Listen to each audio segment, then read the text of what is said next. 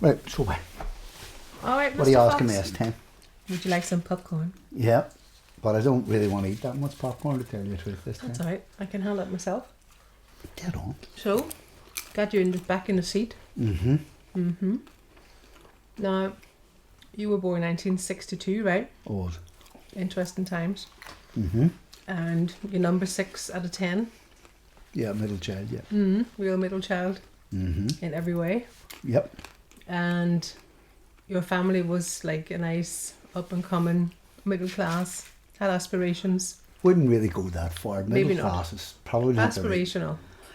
My dad had a good job. You know, we all wore nice woolly jumpers. My dad had a good car.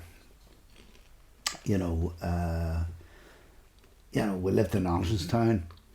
The people in the lower falls in Belfast would have thought we were snobs.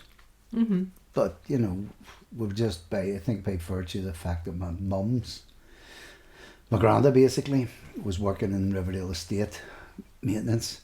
We managed to get a house down in a place called Riverdale. That's where we kind of, as I said, we got the house. My dad, actually, my dad and my ma were put out by a loyalist mob from a place From Rathcoole? Rathcoole, that was what it was, and then they got the house in Riverdale. That was in the 60s, that was before the Troubles even started. Yeah. So, And then when you're 7 years old, everything changes. Which pretty much has created your path in life, I suppose, in many ways. well, Because the trouble started.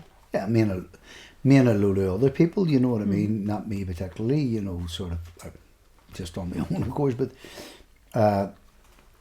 yeah, I mean, you know, it was like an atmosphere change. Everything sort of changed, you know, over a period of a couple of weeks, and I've said this sort of many times before, you know, even though I couldn't reason out like what it was, you know, okay, there's political strife here, there's whatever else, sectarian attacks or whatever. It wasn't like, obviously I didn't even have that vocabulary, you know, at that age, but I sensed that there was something desperately wrong. You know what I mean? There was something wrong and something was changing, and you know, Changed really fast. yeah, the mood in our family changed from a happy-go-lucky kind of family to, you know, there was nervousness, and you know, my dad got more pensive, and so my mum, and we were, you know, my dad was shouting more, don't go near that door, don't do this, don't do that, you know what I mean? It was just, you know, he was, God love the man, he was just panicking, like, you know, he 10 kids, like, Jesus Christ, that was hard enough, like, now the troubles to deal with, you know what I mean, the poor man. But it got so bad that you actually became a refugee Aye, that's right, that's right, and, do you know, for years, when you were 7 years old. Yeah, that's it. And for years I didn't even what do you call it? Never really thought about that. You So know? what happened? What is it? How did you become a refugee in Ireland? Well, at the start of the Troubles, there was, you know, a lot of uncertainty. You know, there was you know, down the falls. You know, there was, you know, the Catholics were getting burnt out of the streets down there that were straddling the Shankill. And there was all sorts of attacks and reprisals, and you know, so on and so forth. And you know, as a matter of fact, I remember there was a policeman down our street, a couple of doors down, and I mean, I remember my father and mother being like morally challenged. Do you know what I mean about the whole thing? Like, you know, when a mob came to, well, it didn't. The mob came to the house, were marauding around the place. Someone put a petrol bomb or something on his windowsill or something, and you know, that was enough for him. He had to go, sort of thing. Because a policeman would have been Protestant, primarily. And all that there. So you know, there was reprisals, as I said. But you know, I just to come to a point there with that, it just how we ended up being refugees is just the uncertainty of it. And where did you go? We went to a place called Gormanstown Cottage. Which is? It's a college just across the border somewhere. I don't know whether it was on County Meath or something like that, possibly, you know, somewhere like that. But I remember, you know, we went across the border, we walked across the border, my mum and several of the kids, you know, self included, of course, and we were greeted at the other end of the border with, you know, the Irish Army, who loaded us on to lorries and drove us off a few miles down the road to this college. And you know, we thought it was fun. Like, it was the summer, more or less, and we thought it was great fun. You know, God love my man, Dad. Obviously, looking back, it must have been fretting and all sorts of things. But when we got there, whoa, there was a swimming pool and all. We were like, wow, no, look, the swimming pool. There was other kids around who were my age, and you know, from the Falls, from West Belfast, you know, from different places around. And yeah, we were thrilled to bits. Like, you know, I mean, this was a big adventure sort of thing, you know.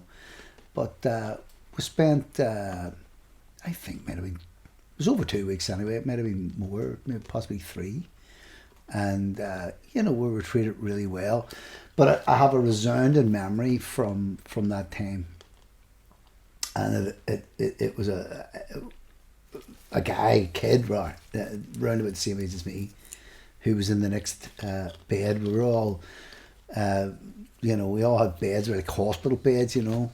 Everybody had a few beds. I think that the parents slept on the ward, but they didn't sleep, obviously, too close to the kids. All the kids were sort of lined out in these sort of dorms, like, you know. And the parents were around, like, you know, they would have went off, got the kids to bed, and you could hear them mumbling at the bottom of the, you know, the bottom of the dorm or whatever. But this one particular night, I remember this kid waking up in the middle of the night, squealing hysterically. And he was like, oh, Mum, they're coming, oh, they're coming for us now. He had to be pinned down by his ma in a couple of hours, and he was obviously had, even as a kid, I recognised this here, you know, because I said to my ma, I remember saying to my mum, what the hell is that about? And she was saying, oh, he was traumatised, and, you know, like, you know, someone kicked the door down. He was a British Army, kicked the door down, and, you know, and all that. There was all this kind of stuff, you know, and whatever else, you know. I'm not sure it was the British Army, I have to be honest, but, you know, someone kicked the door down. I remember that, tried to get into the house and whatever else. But it may have been frightening enough as a child, I suppose. Yeah, of course. Yeah, of course. The same, my memory doesn't serve me completely right, yeah. But I know he was completely traumatised, and I know it was about someone who tried to get into the house. I know that much, but it shocked me. I remember being completely, like, gobsmacked. You know what I mean? I was like horrified. I was like, Christ Almighty. But yeah, so that's how that went, you know. And I think we came back, things settled down. I wouldn't say settled down. There was vigilantes at that stage, you know, a period in around 1970, 71, 72. There should be more looked into that whole period, you know, to help people who, you know, are interested in the emergence of the conflict itself and how it all emerged, and, you know, what were the tensions and what was actually happening. Because that 2 years there, it was really just a big state of flux. Yeah, it wasn't very organised whatever was going on, I suppose. It was more reactionary. Yeah, ordinary people. Exactly. And, you know, there was a lot of, there was debates, discussions going on, this, that and the other thing. I mean, the siege of Derry and all that. And, you know, it was the same in West Belfast. I mean, there was a, you know, this, as I said, vigilante approach, where people barricaded themselves in, and, you know, people would come out and man the what I call it, the barricades and stuff like that. That went on for a long time. And yes, there was an emergence of the IRA. The IRA were spoke about in a sort of a ghostly, wispy way, like they were kind of there, but no one knew who they were. But even as a kid, I know that there was no massive IRA presence, you know what I It's mean? a historical fact that they were probably at their lowest point at that stage. Yeah, roundabouts. In terms of activism. in Yeah, Northern yeah, Ireland. yeah. Well, it's just it went on, and and the kind of standard narrative is, whatever the IRA started the troubles, like sort of thing. I mean, that's if you listen to British media, like it's a load of rubbish. Always many obviously. narratives in a conflict. Yeah, it's a load of rubbish, really. I'm not like, I don't speak for the IRA or anything like that there, but I know what I know. No, and I know what's true. It wasn't, the British created that. No, it wasn't No, thank so you. I'm loving this. It's like I'm in the cinema. It's even better.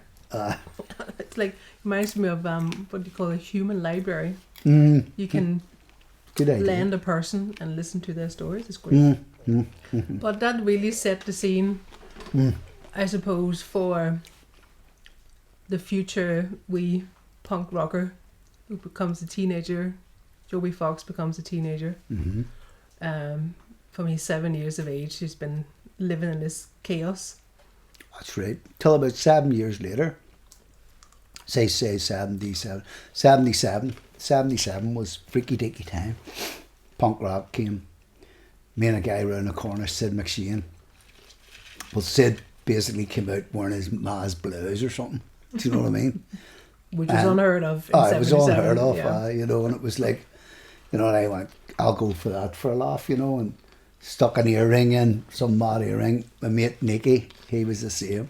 So the three of us became, and we went, there was a local disco, St. Michael's Disco. We turned up at this disco, dressed in this way, like punks, and we were like the first ever, you know what I mean, in our area, like. And then others emerged too, but that we were on that first wave, and we were punks. We were punks for maybe 6 months, and we were like wearing all sorts of madness, like, and it was a great explosion, of angst and all the rest of it. I mean, everybody knows about that, that end of it, like, about the angst end of it and everything. Belfast being a perfect place to Exactly. let go of your angst. Exactly. But tell me, this is one plenty thing. of angst around, like. You would have been known from an early age to be out throwing stones and other things at the army. Absolutely. Rioting, recreational rioting. Recreational What I rioting. always find fascinating is how, being so passionately into that, how do you go from that into music? Because I kind of get the feeling that you stopped rioting when you got into music. Is that right? A guy, I got, I loved an old rat, like, you know what I mean, as I say, I had a particular vengeful reason for it, My older brother was jailed for 5 years for burning a bus. Well, now, I know someone who's burnt several buses who's not sitting too far away from you. Mm-hmm. I wonder where he is. He might be off camera. He might be just right here. Mm-hmm. But all I can tell you is, our Rory's over there. Listening. Listening in. Come here, Rory. You never heard that one, right? Okay. You want some popcorn, I think? You want Have some you popcorn? burned several buses? No, I mean, the wee plastic buses that you get for your Christmas present. What? Look, Different times. different times. Can't compare seriously. Well, you can't. It's hard to explain. Do you know what I mean? It's hard to explain. I'm not saying I personally went out and said, "See that bus? I'm going to burn it," or whatever. But it was involved in that end of things, Civil disobedience. Yes, and was people, common among everybody. It was like it was a common thing. It wasn't something that it sounds so shocking now. I mean, but Jesus Christ, I've seen You had no more. agency, as a community, you had no agency, you had no power, you had no politician looking after you, no police, so. Yeah, I mean, it'll always frustrate me, you know what I mean, to try and get that across, you know what I mean? I don't even want to be trying to. But I don't really want to get into what you were doing. You were out there as all other teenagers, Yeah. getting tore into it, Yeah. but then all of a sudden you switched to music and it seemed to completely stop. So something in the music must have really caught you there. Yeah, And exactly. What is that? I just wanted to say, my brother was jailed for 5 years for burning a bus, like, which was, and when I went out rioting, I went out to try and do as much damage as I possibly could, like, you know what I mean? It wasn't, a lot of times it wasn't recreational rioting, and I'll talk about that sometime, and, explain that there, you know. But it didn't make me a bad guy. Let's No. put it that way, and I can really honestly say that.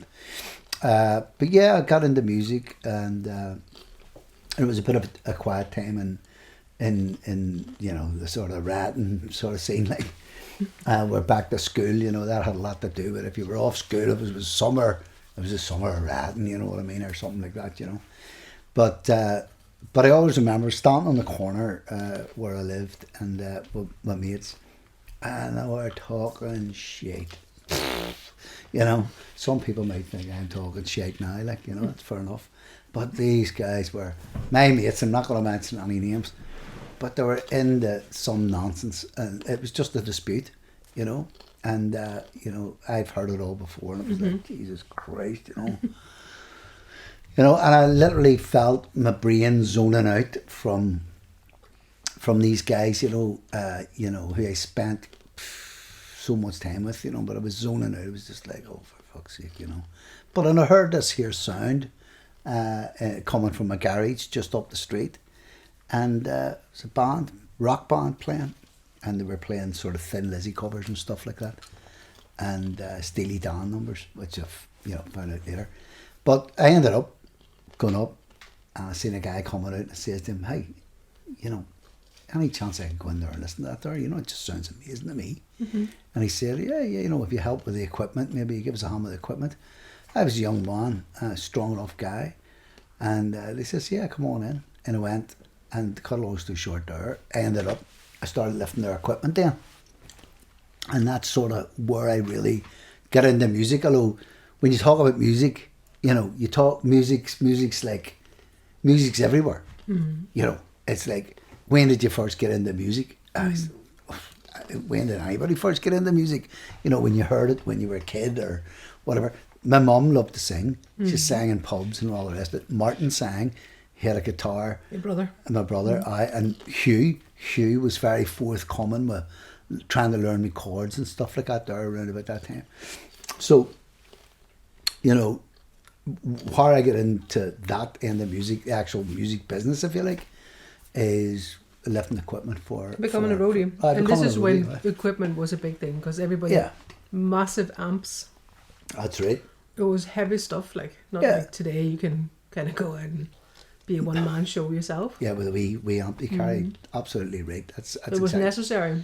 It was necessary to have a couple of people with you, you know, if you were gigging roadies or whatever, you know, because your gear, as you said, you know, could be cumbersome. You need two people as opposed to one, you know, and, you know, whole band or whatever. But, so that's how I ended up in there. And there was a whole mystery around about the equipment itself, you know, and I started to learn about equipment, learn about sound, learn about certain frequencies, blah, blah, blah, makes and all different things. And then I started asking about... It's almost like an apprenticeship. Well, it was Learn indeed. the technical stuff first. It was. And starting from the bottom. Exactly. Starting from completely from the bottom, and not that say roadies are, you know, at the bottom, but do you know what I mean? But it reminds me of me making tea in the BBC for about 2 years. Yeah, it's that kind of thing, you know, you had to start somewhere sort of thing. So I started asking then about the music, that I had access then to some great musicians, Greg Coyle for one, and a bunch of other people there. And I just started asking about chords, about the music, and there was a monkey sees, monkey does type of thing. At that stage, it wasn't like reading it out of a book or anything.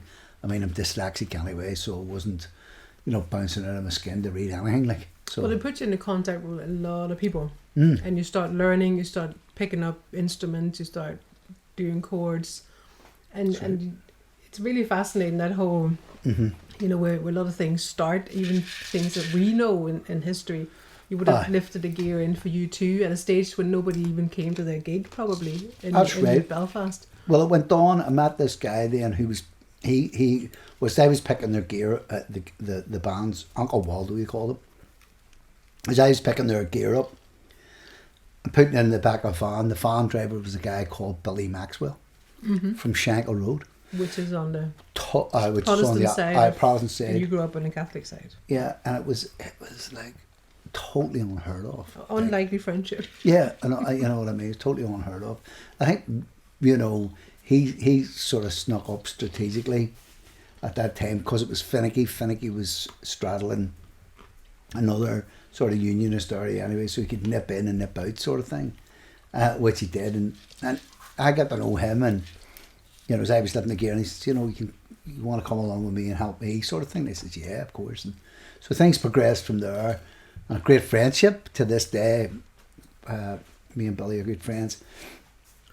You were only about, 16, 17? Billy would have been a few years older, yeah? Billy was about 4 or 5 years older than me, Mm-hmm. So then Billy was getting work out of the back of Ulster Hall with a band called, what do you call it? Not U2, Horselips. Mm. And I got really friendly. I started humping gear when Horselips came up. And I started getting really friendly with the road crew. And they really liked me. And looking back, they must have seen this wee guy from West Belfast, the war-torn part of West Belfast, where, and this guy was trying to make a go of it, trying to, get out of the back street sort of thing. Mm. And they were really, really helpful towards me. They were thinking, go love him, give him a chance. Yeah, exactly. And, I bonded really well with them, and I had their phone numbers and all. Occasionally we would talk to them.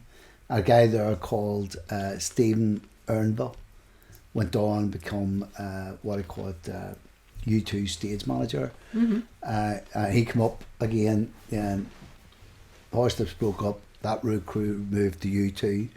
And again, I was humping gear for U2 when they come to Belfast and, or near parts or whatever. But anyway, and so I got to know Billy that way.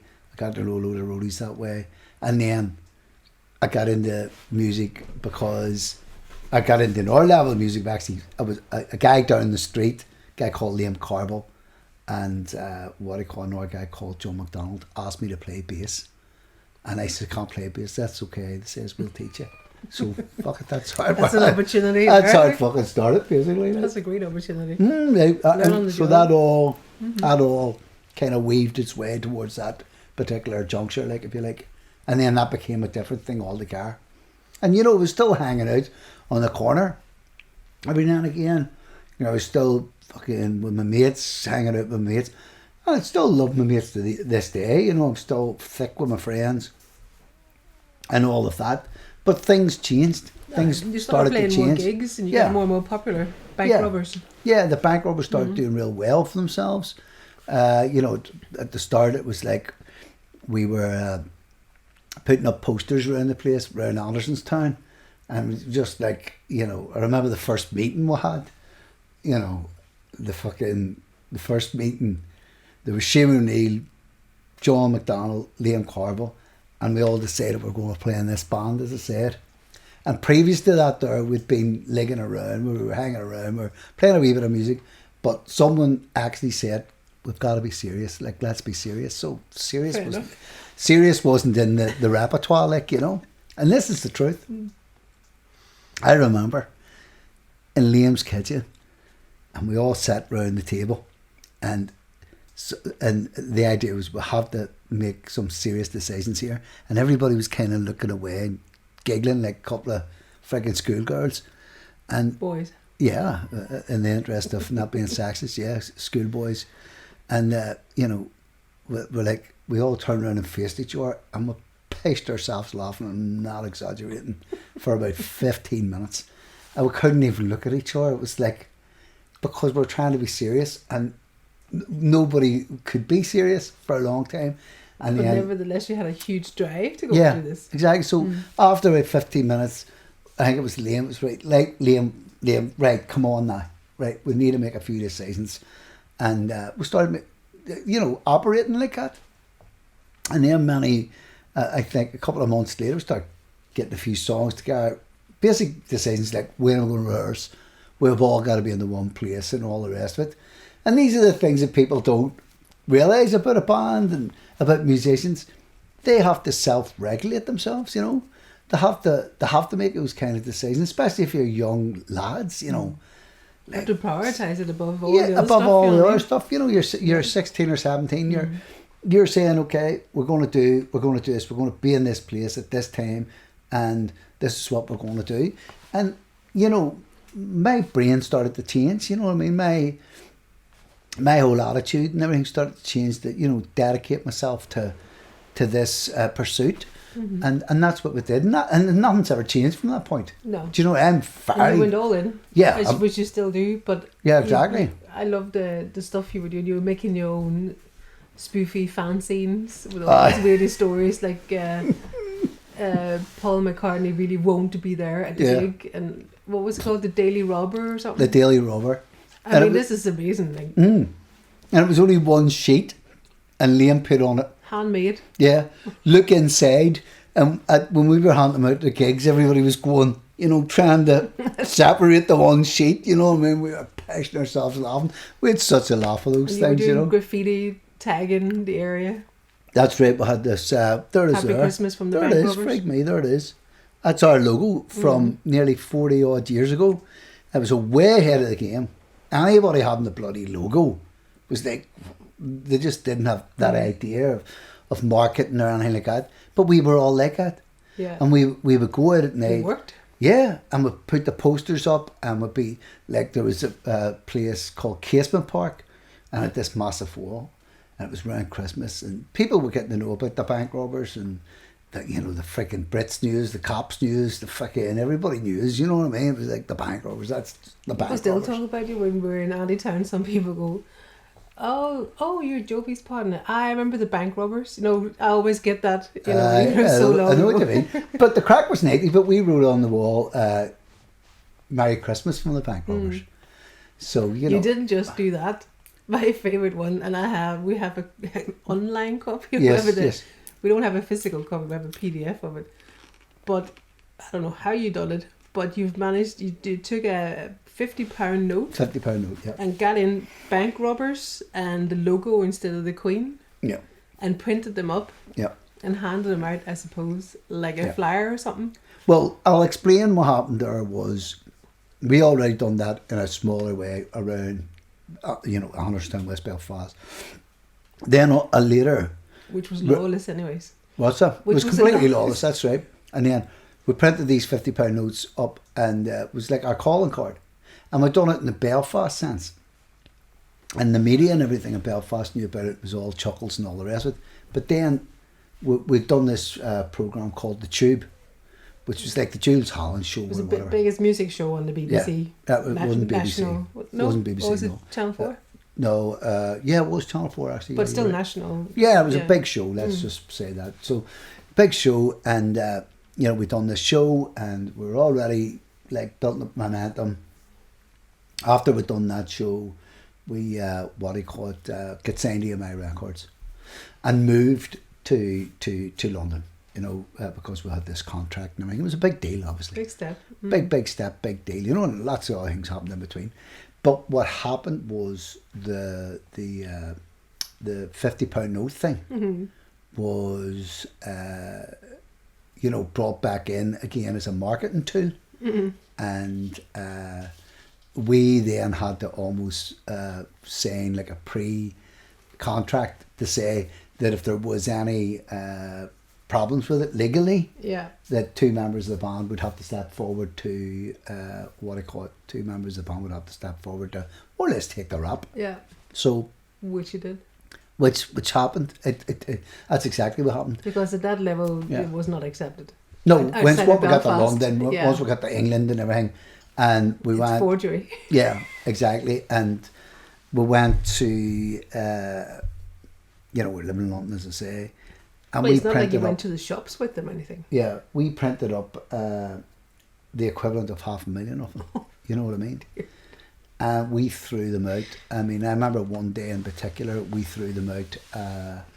We were in a convertible, and it was a lovely sunny day, and we were driving down Marylebone Street, took a left down into Baker Street, and we just started dumping the money out, you know, and it looked really convincing, you know. And I mean, all you could see was like brake lights, people jumping out, grabbing the money left, right, and centre. And we were wetting ourselves. I mean, that's might the have gone to the least. shop with them then. Yeah, no, but that's the least of the funny stuff. Like That's literally the least. The other ones are fantastic stories, like, you know, where we're throwing around the place. People are just freaking, you know what I mean? So as I say, we'll get the Bank of England flipped their lid, and we were. Yeah, well, no, we were asked to come down to Scotland Yard, which we did. But the whole time we were getting massive publicity out of this, you know. Of course. And we got obviously a few radio plays. We played in Radio 1. I mean, you know, we were playing around the place. We were touring around England, Scotland, Wales. And we're doing well. The career was going good, but it was more focused on this bloody publicity stunt than the music, although the music was good, as I said, and very diverse, actually, but diverse music. But, and we were, you know, as I say, having a good old time. But this publicity stunt got us massive publicity, and me and Liam had to go up to up to Scotland Yard, and we were cautioned then. We were cautioned. And outside, I'll never forget it, because when we got out of the taxi, the bloody, you know, UK's press was there. They were all there. I mean, it was a massive scrum of what I call hacks, he called them, you know, journalists. Massive scrum. And our manager was going, okay, now we're going in. Will you still be here when we come back? And all they were saying, yeah. So we went in, and we sort of said to the cop, look, get on with us here and tell us what, you know, what's going on, because, you know, we wanted to go outside and what I call it, tell the press sort of thing. Of course we were all excited, but went in, and we weren't in that long, right? You've been cautioned, and the guy says, and remember, when you've been cautioned, remember there's a sub judice law. You're not allowed to talk about the case in the press. Oh dear. So we had a few interviews set up and all the rest of it. So we went in, and the guy says, they all went like, and the manager says, now we've only been cautioned, but that means, and I swear to God, I'm not exaggerating, only because, see, as soon as they recognised we were being cautioned, you just seen these guys waving taxi towns and down. Not interested. They weren't interested. They all jumped in taxis, and just, that was it. 2 seconds, they were all calling, but 2 or 3 of them left. And they went, okay, look, we can report that, you know, you've been cautioned and all the rest of blah, blah, blah. Just lost interest. Like, yeah. Just lost interest. But I went... It's a cruel world. Cruel world, but I don't... But, you know, it was just... But you did very well. Yeah. And it was a good start to your career, and it was very much down to your good publicity stunts in general. I suppose. But, you know, I went back to Belfast and got arrested. That's what I'm working my way to. Just trying to explain to you. We got arrested. It got worse? I got arrested. It did get worse. I got arrested, and I was flown over to England on a plane, handcuffed. I was arrested in Belfast, handcuffed, took to the airport, flown over to England, put in a cell, spent the night in the cell, and then I was brought into court the next morning. And I remember going in a black marat. You know what a black marat is? No. Marat. It's like where they keep prisoners in there. Oh, the right. cells, right? And the transport them. Yeah. So I'm in there. And, you know, there's other prisoners. And they're all going, oi mate, what are you in for? And all the rest of it. And they're almost going, well, get caught shoplifting, mate, down fucking Oxford Street yesterday. And I was, the next one, what were you, mate? Yeah, fucking good, a bit fucking bony, mate, didn't I? Fucking, yeah, right. Yeah. Well, what about you, Irish? What are you in for? Here's me. Counterfeiting forgery. And they all went, ooh. And I just knew, because I was all nervous, you know. And then they says, oh, what about you, Irish? And then when I says counterfeit forgery, I was just Irish. Like fucking elevated to fucking, they're all, ooh. So what you're happened? The man, like. What happened in the court then? Well, the judge just. I mean, you didn't go to jail, like. No, it didn't. No. The charge, not charged me. The fined me £25, believe it or not. But I swear to God, this actually happened. When I walked into the dock, it was an old style thing. You walked in, it was like, you know, up the went, and they took the handcuffs off, come up from the cells, and the dock. You're up about, well, Jesus, I don't know, about 10 feet above everybody else, whatever, and they're all sitting around. And you're looking straight across, and the judge is sitting way up on your level. You know, it's kind of weird, like everybody else in the pit, if you like. But I always remember I walked out, and I seen this guy looking at me so intently, like, And I mean, I knew right away that was the Bank of England representative. Right. And he was just eyeballing me. He wasn't pleased. He wasn't pleased. He burning, trying to burn the back of my retina, you know what I mean, Job, you know. But I was like, I seen him on the spot. I'm like, well, you know, I've got you sus to know who you are, like. And then there was the guy from the Scotland Yard who'd been handling the case. He was all right, you know. He was taking it with a pinch of salt, but he was doing his job, and that was fair enough. And then the judge, who I was trying to, you know, just like, go, you know, fuck this, a lot of fucking, come on, give us a break, sort of thing, you know. And there was a clerk, and there was other people around, of course, but they said, this guy's being charged with, I believe it was the band, and yeah, Exhibit A, Your Honour, and the fucking, the secretary, not the secretary, the clerk, sorry, comes up and hands him the £50 note, you know, it's handed up to him, you know. He looks at it and he goes, you know, and he has these wee half-cut glasses. There's nowhere he can hide. He's sitting right up there. And he's you can see the old shoulders starting to go on.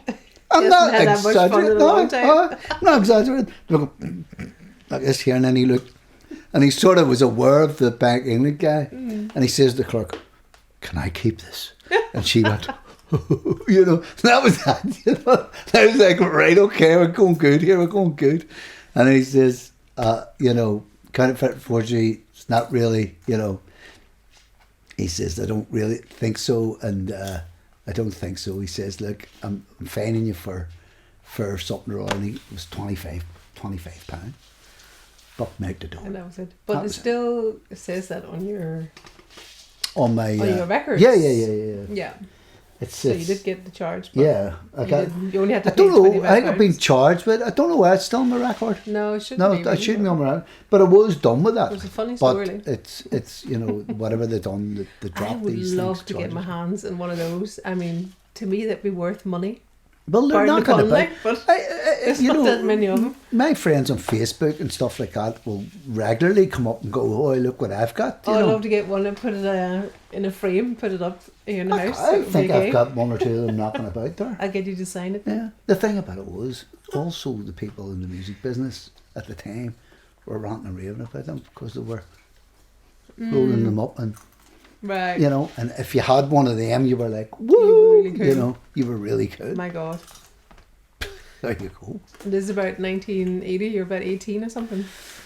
That was what do you reckon? 1982. 82, really? That I was, well, say, get into music about 77 or roadieing and all that. And then, yeah, 82. Yeah, I was about 82. Like, I lived in London. I'd been going to London. Yeah. I'd been going to London. And there was a whole period there was, pardon me, it's something that I've always wanted to talk about a little bit. And it was just to say that from 1980, I lived in Birmingham. I was arrested in Birmingham by the Serious Crime Squad. The same people who done the Birmingham 6. So, you know, we were... Because all young Irish male would have been... Yeah. Under suspicion for just being a young Irish male. Yeah, it was you know, you were in possession of an Irish. Yeah, they were worried possession of an Irish accent. You know what I mean? An Irish activist, obviously. Yeah, of course, and they didn't have computers there. They didn't know who we were, and we were under surveillance for 2 weeks. But that's in a completely, entirely different story, which I'll be happy to talk about sometime. I'll be happy to talk about that, you know, and because that's a fairly dynamic one, you know. I was interrogated and all of that, and it was no joke. I passed out and everything in the you hadn't actually done anything. They were just suspicious of you, so for them it was like a precautionary arrest as opposed to scare you. I don't know. If you spend 2 weeks, what do you call it? You know, following people. I mean, they followed me from Birmingham to London, so they did. And we were playing with the Ruts DC in the Fulham Palace Greyhound and the Fulham Greyhound on the Fulham Palace Road, and you know, I was doing 2 nights with the Ruts, but we were doing 2 nights with the Ruts, and the first night after that I had to go up and sign on, because I lived in Birmingham. This is before we got signed to EMI Records or anything, you know. Yes, all you had was your social benefits to live on. That was it at the time, you know. So with no real income, so we weren't breaking any any laws or anything. But that whole period, that much like, you know, the 2 years of 1970, 1972, 1980 to 1982, in a completely different context, was wow. Could I could talk from now to next week about that. You know, so we have to schedule struggles. A podcast for that one? Yeah, we should. And you know, the struggles. I know, it's fascinating story. Struggles. You're homeless, the whole band. You sleep in a van. You've no food. Sleeping in the park, and you're that determined. Yeah. It's quite a fascinating story. Yeah, it's crazy stuff. You know. But what that drive is still there. I know, because well, we've lived together for 18 years. Yeah. You've never lost that drive for your music. Yeah, well, music and expression. Expression, I was going to say. Expression, really, and you know, it's kind of talking. Yeah, you know, expression. I like it, and you know, it's almost like I was thinking this the other day. I've got it on and off button, and it's like if I'm on, I'm on. Yeah. And if I'm off, I'm off. You know what I mean? And there's hardly anything in between. You know, it's kind of always been that way with me. You go all in when you're doing stuff. Aye, but you know, hope not in a way that's, you know what I mean. No, it's a good thing. I mean, it's great quality songs that you know you're producing, you're writing, and when you perform, you're there. No, and I know sometimes you might have been unwell or whatever, but if you're performing, you're giving everything. Aye, but I don't mean. I think you've understood me there. But I'm not just talking about performing. I'm talking about, you know, in a personality type or whatever, you know what I mean? Or, you know, I can be quite happy just sitting there quiet. Yeah. And actually saying nothing. You know what I mean? I'm quite happy doing that. But if I'm going to get into it and talk about things, you know, I'm all in. Like, I wanna I'm share. Passionate about it. I'm passionate about sharing my experiences, and I'm passionate about express myself. You know, if you're going to express yourself. You know, tell it all, and don't hold back. You know, and don't worry about what it might sound like or what other people think. You know, because I think when you get to 60 years of age, particularly, you know, I would have been muted. I would have been guarded over the years, and I think that is part of you know, that's part of who I am too, and part of a lot of people from my generation in Belfast, and you know, and especially those of us who moved to London and moved to other places. You know, in England or whatever. You don't want to get judged by other people. Yeah, you know, there was a whole lot of things you just weren't going to get into. Do you know what I mean? And you brought that sort of say nothing thing over, you know, and you just sort of, and part of you enjoyed that you weren't dealing with, of course, with the narrative of back home, you know, and you know, and it was hard when you were coming over back from London, back to Belfast, and the minute you even said went to gate 49, you just started picking up on it again. Not least when you're walking down gate 49 in Heathrow, and you know, you're they had it for this reason. They had this big long walk, and there was 2 guys sitting on a podium. Or sitting around the podium as you were walking down, and they watched you walking down. I'm not exaggerating, it was about maybe 2-minute walk, and they watched you the whole time and just leaning across, just looking at you. And that was the first, you know, it was designed. That was security before to unnerve you. Security in the airports. Yeah, but and it was designed to unnerve you, and then you didn't know whether they were going to stop you or not. You know, sail on by, they'd just go, "Excuse me, sir," and then it would start asking you questions: "Where have you been? Where have you come from? Again, you know, what did you have for breakfast this morning?" You know, that kind of, you know, and it carried on and carried on. It was like and then you were going sort of, it's like getting into a hot bath. You know, you were kind of like, "Oh fuck, here we go again." Don't say anything. Say nothing to the taxi driver. You know, fucking which taxi service am I going to get from the airport and all, and blah blah blah. Which way is he going to go and all? Should I go into town and then jump on a black taxi up the road, or should I fucking whatever, you know, and all that. And that was melty, like that was completely melty. So when you were in London, you enjoyed the fact that you didn't have to deal with all that, you know. But you know, so it was quite we're going to get into that. Different. Will be the next chapter. Will be the weary wilderness years of 80 to 82. The weary wilderness years of 82. That you survived. Oh God, man. It was freaky. Alrighty. Well, thank you, Mr. Fox. Thank you very much. I'll see you again. I've run out of popcorn. In the vino.